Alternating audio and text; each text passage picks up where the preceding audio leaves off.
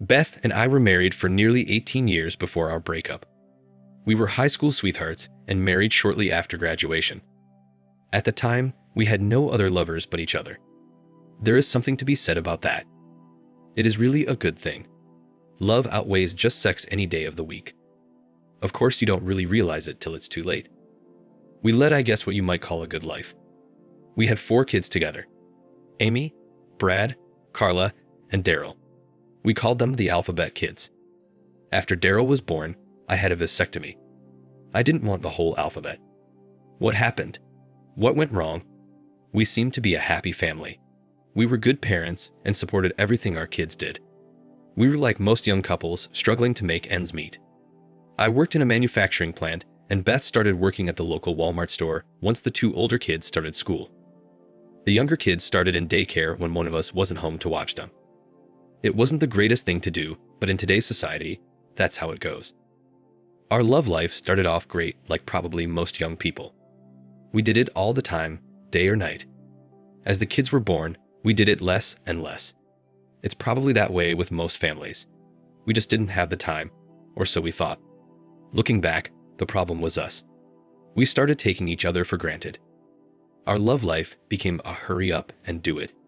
We reached our climaxes, but it was nothing like the days of old, the sweet and I love you so much type of sex. In a sense, I guess it became boring, but only because we didn't put the love in it where it belonged. I eventually got a promotion to supervisor. Our financial situation became much better. As the kids became older, we were able to go out once in a while. Dinner and a movie was enjoyable. It started to put a little of the luster back into our somewhat boring relationship. I guess all marriages go through it. You love each other, but take each other for granted. Beth came home one day and said she wanted to go out with the other girls at work. I didn't see any problem with that since our kids were now old enough to take care of themselves. This happened about 5 years ago. She got dressed in slacks and a blouse. She was like a lot of women, always worried about her weight, but she always seemed to look nice at any weight. When she got home, I asked her if she had a nice time. She told me she did, and about some of the other girls. I have nothing against Walmart, but a lot of the women that worked there were divorced and separated. It didn't seem like the type of people that Beth should be partying with. I told her so, and she got mad at me for downgrading her friends. I told her I did no such thing. It's just that these women will look for men, and she'll be there with them. She looked at me a little sheepish. We were together for 18 years. I knew all her moods. I knew I hit a nerve. I asked if she danced with any men. She delayed in answering me, but then said she didn't do anything wrong. And yes, she danced with a couple of guys, and that was all. I knew a little more happened, but didn't push the issue right then. She told me that she and her friends were going to go out once a month. I wasn't really happy with it, but what could I really say? I would have to just wait and see. The subsequent months, it continued like that until one day when she wore a skirt with pantyhose. I watched her get dressed. She didn't say much to me. I told her that I would be waiting up for her. It was past midnight when she came in. She looked at me and started to go to the room to change. As she started toward the bedroom, I asked her, "When you left, you had pantyhose on. Where are they?" "It was hot, and I took them off," was all she said. I told her that this was starting to get out of hand and that we needed to talk about it, but she asked me to leave the room so she could undress. I told her that she had undressed in front of me for 18 years and wanted to know what was so special about that night. I walked up to her and grabbed her by the arm. It was something I had never done. "Please don't, Jerry. I beg you, please don't." She knew what I was about to do as I reached under her skirt and found her pantyless. She started crying as I pushed her away. There my suspicion was confirmed. "Well, I guess that answers why no pantyhose, doesn't it?" I remarked. Her response was, "I'm sorry, Jerry. It just happened. I was drinking at this party and Joe kept telling me how beautiful I was, and then he kissed me and began touching me. I've never been with anyone but you, Jerry. The girls kept telling me how good Joe is, and I let it happen." I was disappointed, and the only thing I could say was, "Doesn't our marriage mean anything to you? Didn't you at least think about me or the kids?" She continued crying, saying it wasn't love like me and her have, that it was raw sex, and she doesn't want to lose me. I just stood there shaking my head in disbelief. I needed to think. My mind was going in 100 different directions. I told her I didn't want to talk anymore right then. My mind didn't comprehend what just happened. I told her we could talk the next day. I'd sleep on the couch that night. In the morning after the kids left, I got dressed and went to work. She was still sleeping from her hard night. I couldn't keep my mind on my job and took the afternoon off. I could have called, but I decided not to, so I went to where she was working and walked up to her. She was a cashier that day, and at the next register was her friend Barb, whom she'd always talked about. I had read the name on her name tag. She asked why I wasn't at work. I told her I was going to see our lawyer today, that I was getting a divorce. I turned around and walked out. Behind me, I heard her yelling at me to wait. She had a customer at the register and wasn't sure what to do. I guess she was in panic mode. I didn't wait as I walked briskly out the door and got in my truck and left. I went straight to the house and packed most of my clothing. I threw it all into boxes and put it in the truck. I had no idea where I was going, but I knew where I didn't want to be. I did leave a note for my kids. I told them that their mother and I were getting a divorce and she could explain it to them. I really would like to know how she was going to explain this one. Probably make it my fault. She was good at blaming me for most things. I ended up going to my parents' house. They were in their 60s and had been married over 40 years. I told them that Beth and I were separating and would probably get divorced. I know it hurt them because they really liked her, and this was probably a shock. I told them I needed a place to stay, and they offered me the whole basement. It was all remodeled and had a nice bedroom and even a small kitchenette and living room set up down there. They told me I could stay as long as I needed. They didn't much use the basement anymore. They didn't like the stairs. About 2 years ago, they moved the washer and dryer upstairs after Mom's hip replacement. I told Mom and Dad that Beth wanted more freedom. It was kind of hard to explain that she wanted to sleep with other people. I didn't want to tell my parents that. I just told them that we felt differently about a number of things and didn't think we could come to an agreement. They weren't happy with that explanation, but that was all I could tell them for now. I did make it over to our lawyer, Jeff, and he told me that Beth had already called twice. I asked him if he was going to represent me or her. He said she doesn't want a divorce, and she thinks we could work it out. I asked him again to answer my question. Are you her lawyer or mine? He said he's hers since she called him first, and he accepted the case. He advised we both talk with each other since we are both his friends, and he hates seeing us both in divorce court. I asked if she mentioned why I wanted a divorce. He said she told him we both had an argument about her going out. She got drunk and cheated on me. I explained to him how she went out after I told her I had a bad feeling about it. I then thanked him and told him I would hire someone else, and I'll reach out as soon as we get a plan together. I turned around and walked out. Martha was the best divorce lawyer in the state. She was as hard-nosed as they come. I knew a few men who went against her, and they were all taken to the cleaners. I contacted her and was given an appointment for the next day. She told me not to talk to Beth until we had our meeting. I asked her about the kids, and she told me to have my parents call them and tell them we would talk in the next couple of days. My parents did call the kids and talk to Amy, our oldest. They told Amy that I would call them and talk to them in the next few days. They mentioned that if any of the kids had an emergency to call them. Also, that I would be staying at their house. About 2 hours later, Beth called the house. She told my dad she needed to talk to me. I shook my head no, and my dad said that my lawyer said not to talk to her that day. I would call her after meeting with my lawyer. I heard my dad say to Beth, I don't know what happened between you two, but you must have hurt Jerry terribly. I've never seen him like this. He talked a little more and hung up the phone. He looked over at me and said, Beth told me to tell you she loves you and not to do this to your family. I was pissed. I knew she was going to throw it in my lap, make it my fault. My mom was out of the room, so I told my dad the truth. I told him not to tell Mom because it would crush her. She loved Beth. He had tears in his eyes when he left the room. My dad was a pretty sentimental guy. I did go to work the next day. I wasn't allowed to accept personal calls in the plant except for emergencies. I told my manager about applying for a divorce and to make sure no calls were forwarded from Beth as emergencies. I was glad to be working. It kept my mind focused on something else other than her. I met with Martha after work. She asked what I want to happen. I told her I wasn't really sure. I love Beth, and I don't want to destroy her or anything like that. I just can't live with the lifestyle she wants. I'm not into sharing her, and I'm not interested in having sex with just anybody. I am somewhat worried about the kids. I know they're older, but I don't want her bringing every Tom, Dick, and Harry to the house. Although I don't think she would do such a thing, but I didn't think she would cheat on me either. Martha replied, "People go through this every day. We can do whatever you want. I take it you don't want the affair situation publicly known for the sake of the kids. You need to support them, and we can pretty much dictate the amount. You can give or take whatever you want. You're in the driver's seat here. We might have to use the affair as a weapon to get things settled, but we'll go for irreconcilable differences in the end. Is that all right with you?" "You're my lawyer. I'll follow your advice," I replied. She continued, "You make a pretty hefty salary. Since she is working, we probably can get away with $500 a week in child support, and as the kids turn 18, knock off about $50 a week. No spousal support, and when all the kids are over 18, the money stops. You'll also be responsible for their medical. As far as higher education, it's up to you if you want to supply any.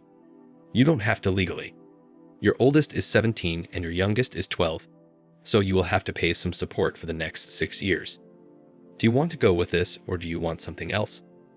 I asked, "What about our savings and my retirement package?"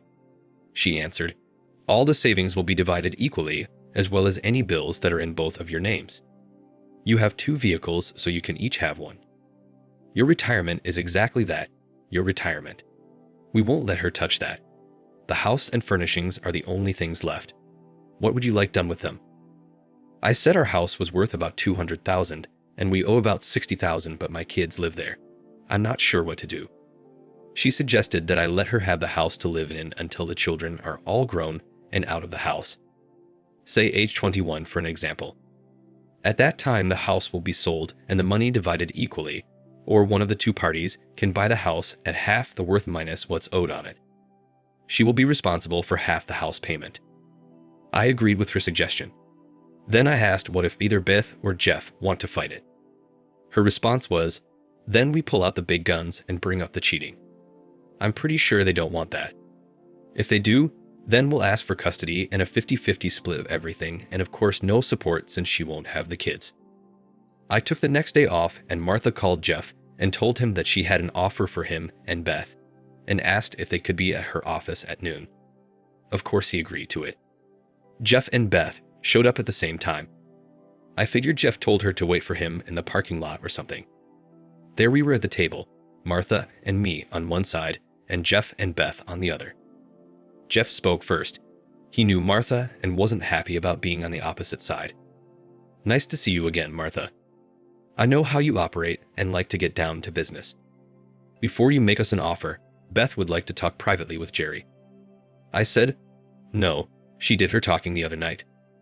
I will talk to her only after the papers are signed. Everyone here is aware of why I'm asking for the divorce." I looked directly at Beth. "If you're afraid of having your love life being exposed, please listen to my offer. I think it is most generous." Martha said, "Well, that question was answered. Jerry has made you a very fair offer. He will use irreconcilable differences for the reason of separation. As you can see, he has given you a decent income while your children are living at home. The only debatable issue here is the house. I think he has been very fair in his offer here also." She handed a copy to Beth and one to Jeff. Jeff spoke again. "We need time to look over this document and see about a possible counteroffer. I will talk with Beth and get back to you in the next couple of days." Martha responded, "Just so we are clear on the issue, there will be no counteroffer. If you turn this offer down, which I believe would be very ill-advised, my client will file under adultery and ask for custody of the kids and the house." Beth looked up and was crying. Martha was playing hardball, and it hurt me to see Beth cry. She grabbed a pen and asked where to sign without even reading it. She was crying full-fledged tears then. She was afraid of losing her kids. Martha replied, "Ma'am, please calm down. Jerry doesn't want to hurt you or the kids. Please take a day or so, as Jeff has suggested, and see if everything is agreeable. Maybe we have overlooked something. I'm sorry about my threatening tone, but I wanted to make it clear that we are offering a very good settlement here. Jerry is seeing to it that you and your kids are well taken care of. So please take the document and discuss it with your lawyer, and Jeff and I will discuss it, say, tomorrow." Beth looked at me while her crying lessened some. Jerry, I do love you no matter what you think. I was just hoping that we could put some time between us and maybe get back together, but I see that you have already made your decision. No, Beth, you made my decision for me. You want the freedom to do as you please, and I'm giving it to you. The only thing I ask is that you keep your lovers away from my kids or I'll take them from you. That's a promise. She started crying again as she hurried out of the building.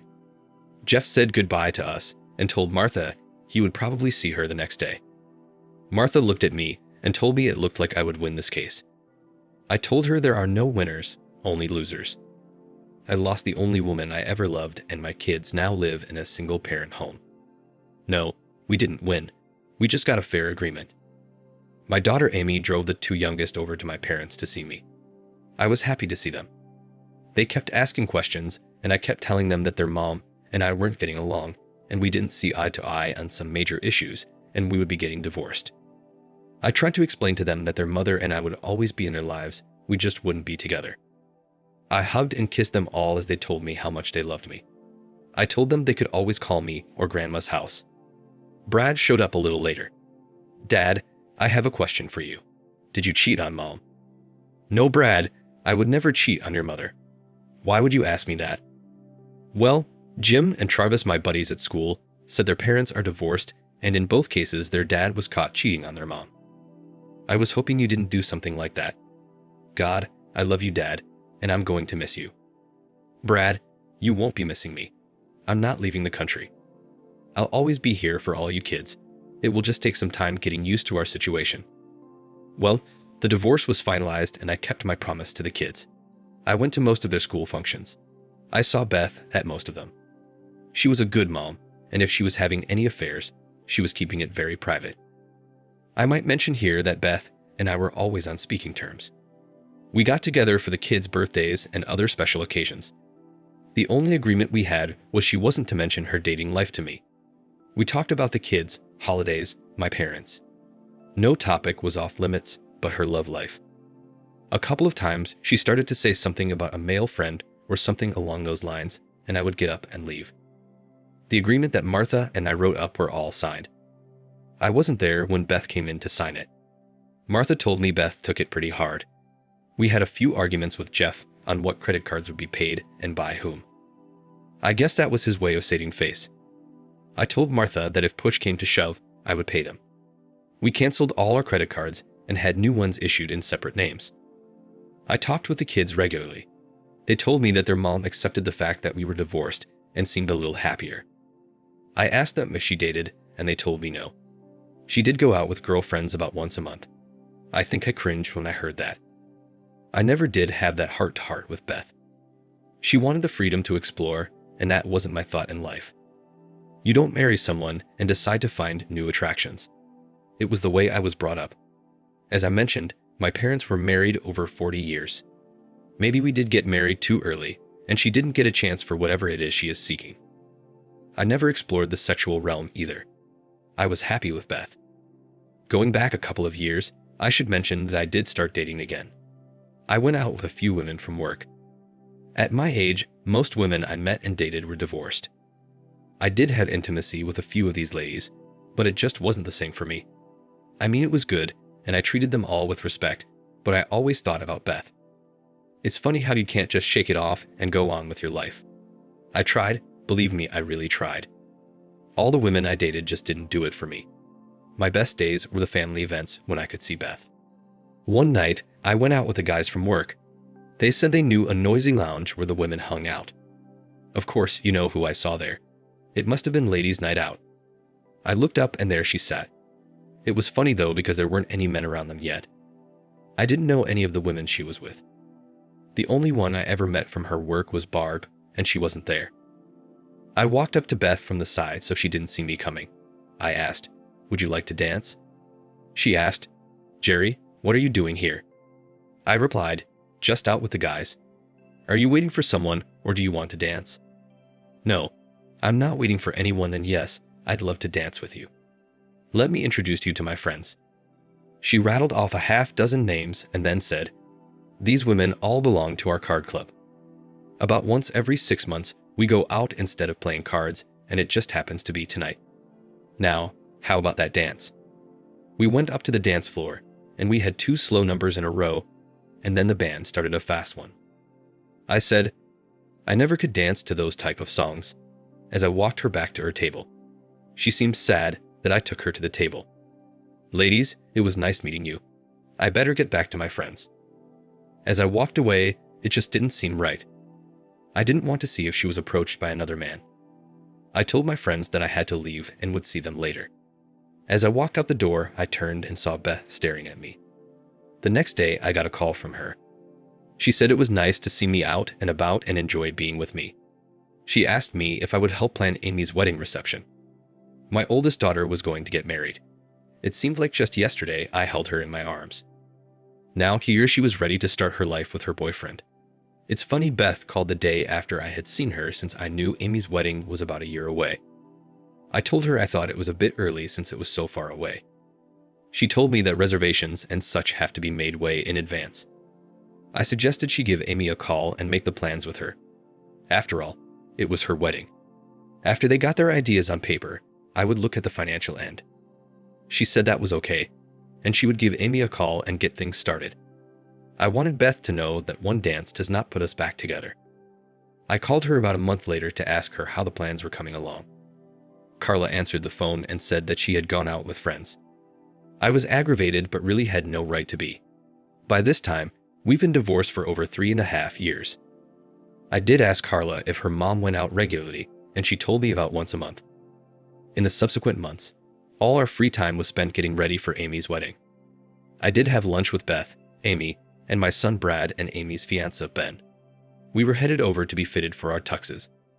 I hadn't worn one since our wedding almost 22 years ago, and I swear I looked like a penguin, but Amy and Beth both said I looked handsome. Time flew by so fast, and before I knew it, it was time for the wedding rehearsal.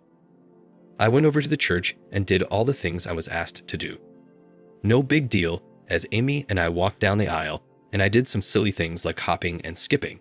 Nothing bad, just having a little fun. I remember the pastor saying that it would be different the following day.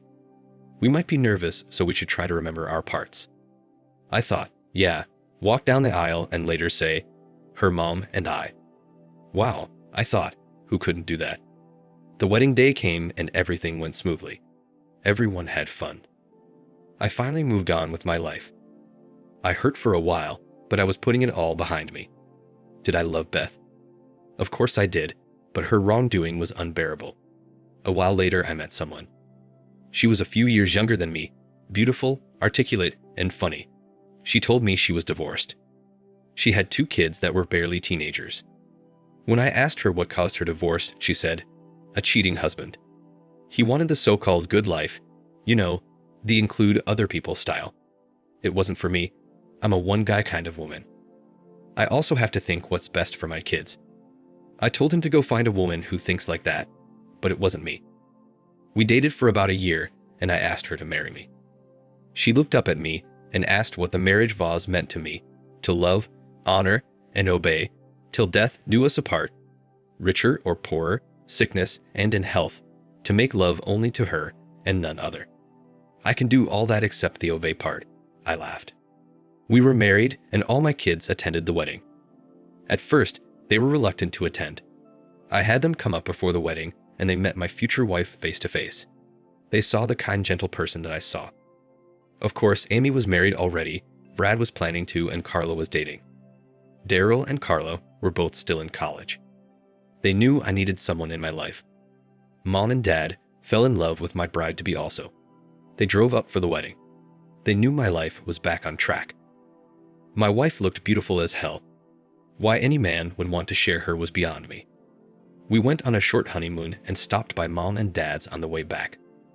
I showed my new wife the town I was from and the house I used to live in. We headed back home and began our new life. It was a simple life, but we were happy with it. We did enjoy it to the fullest, and our lovemaking was terrific. I don't know what Beth is doing anymore.